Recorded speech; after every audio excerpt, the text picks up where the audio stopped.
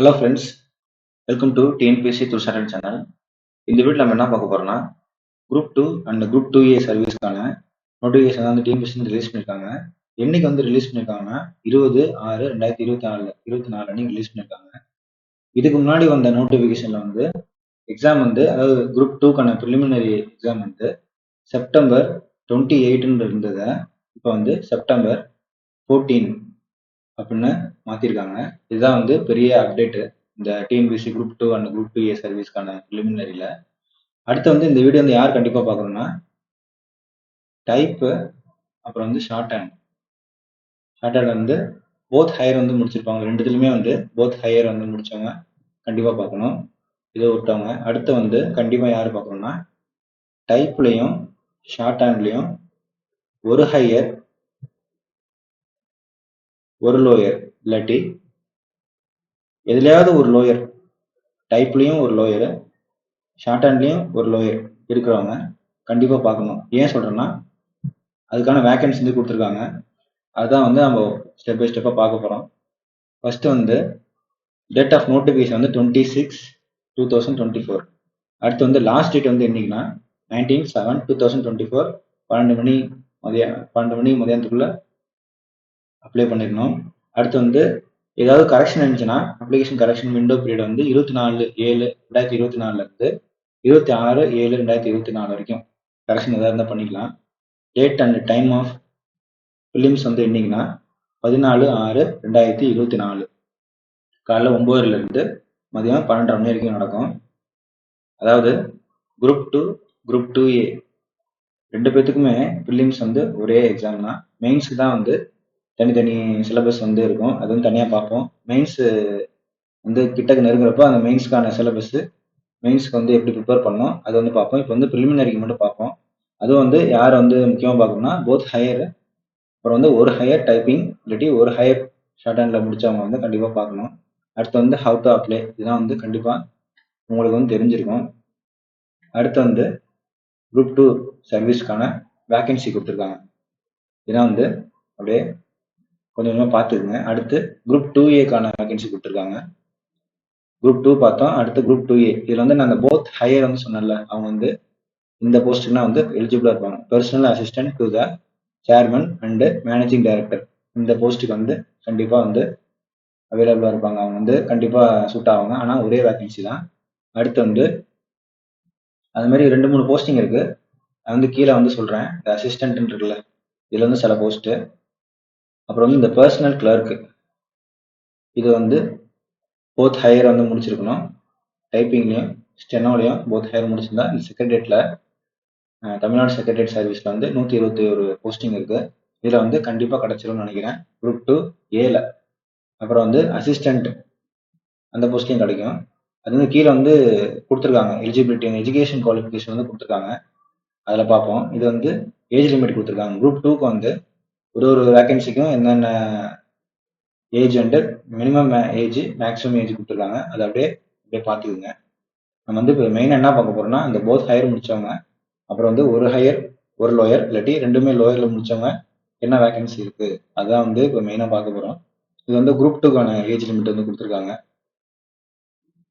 அடுத்து வந்து இப்போ எஜுகேஷன் குவாலிஃபிகேஷன் பார்ப்போம். கீழே வந்தீங்கன்னா education and technical qualification. Technical குவாலிஃபிகேஷன்ல உங்களுக்கு என்ன தெரிஞ்சிருக்கும். இது வந்து குரூப் 2, அதாவது குரூப் 2Aலேயே போத் ஹையர் முடிச்சிருந்தா ஒரு வேலை இருக்கு. அது வந்து என்ன ஜாப்னா பார்ப்போம். 7ஆவதுன்னு நினைக்கிறேன். இதுல வந்து ஸ்பெஷல் பிரான்ச் அசிஸ்டன்ட் அப்படின்ற போஸ்ட். இதுல வந்து ஒரு டிகிரி இருக்கணும்.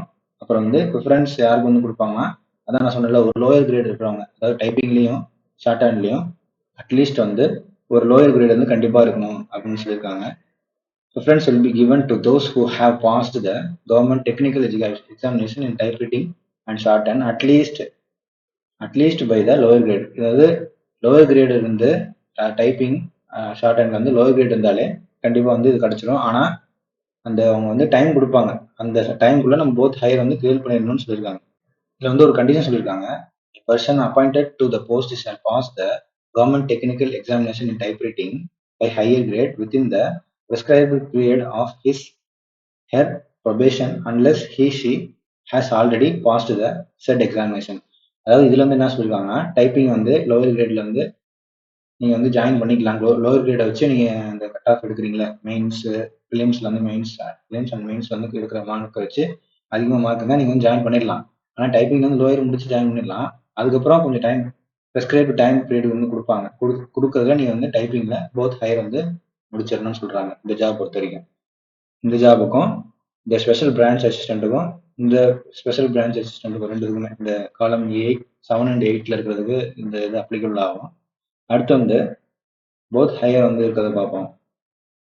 அது வந்து எதில் வரும்னா, இப்போ வந்து ஒரு ஹையர் ஒரு லோயரில் இருக்கிறது வந்து குரூப் 2ல இருக்கு.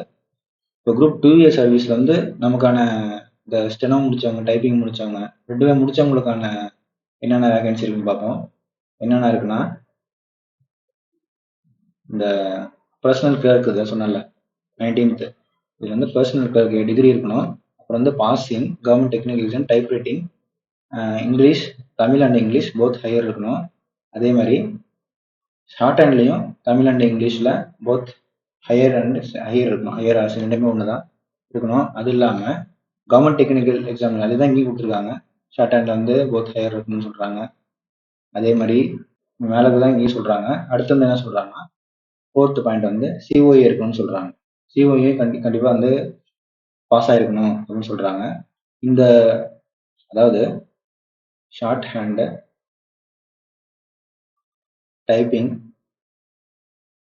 சிஓஏ இந்த 3 முடிச்சவங்க கண்டிப்பாக இந்த personal assistant to chairman and managing director இந்த போஸ்ட்டுக்கும், பர்சனல் கிளர்க் இந்த 2 போஸ்ட்டுக்கும் வந்து, அதாவது ஷார்ட் ஹேண்ட் முடிச்சவங்க போத் ஹையர் முடிச்சவங்க, டைப்பிங் போத் ஹையர் முடிச்சவங்க, சிஓஏ முடிச்சவங்க, இந்த 3 முடிச்சவங்க வந்து இந்த 2 போஸ்ட்டுக்கு வந்து கண்டிப்பாக அப்ளை பண்ணலாம்.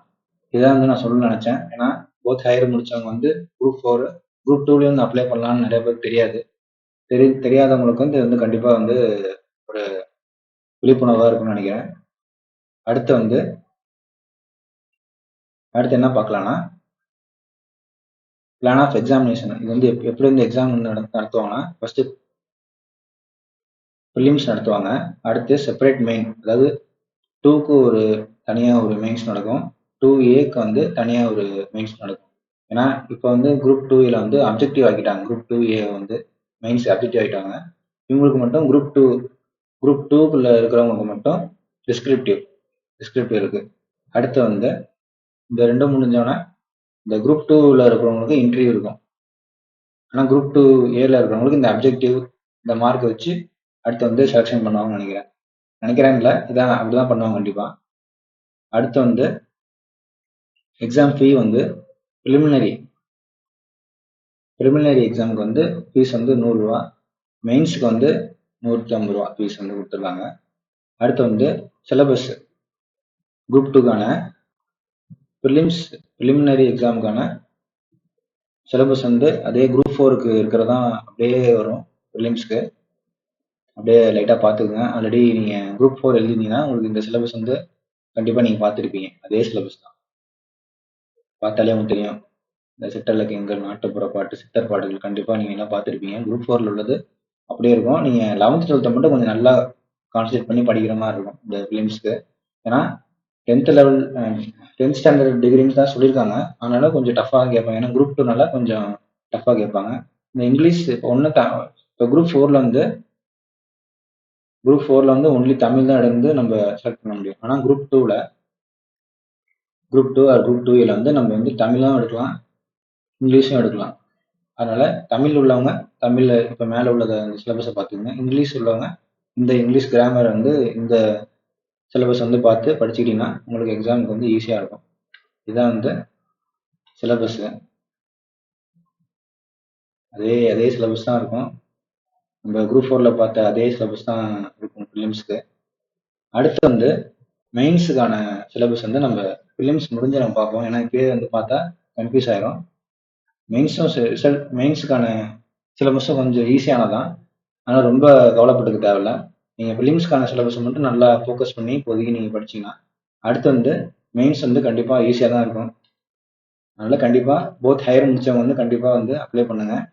அதே மாதிரி ஒரு ஹையர் ஒரு லோயர் உள்ளவங்க கொஞ்சம் நல்லா படிக்கிறவங்க இருந்தால் அந்த குரூப் 2 அந்த குரூப் 2ல வந்து இருக்கிற அந்த இன்டர்வியூ போஸ்ட்ல ஒரு போஸ்ட் இருக்கு. அதுக்கு வந்து கண்டிப்பா அப்ளை பண்ணுங்க. இதுதான் நான் சொல்லணும்னு நினைச்சேன் guys. இதுதான் வந்து 20ஆம் தேதி வந்து அப்ளிகேஷன் வந்து டிஎன்பிசில இருந்து அஃபிஷியலா வந்து அனௌன்ஸ் பண்ணியிருக்காங்க. அதுதான் இப்போ பார்த்தோம். அடுத்த வீடியோல வந்து வேற ஏதாவது நோட்டிஃபிகேஷன் வந்து பார்ப்போம். Until then, see you guys.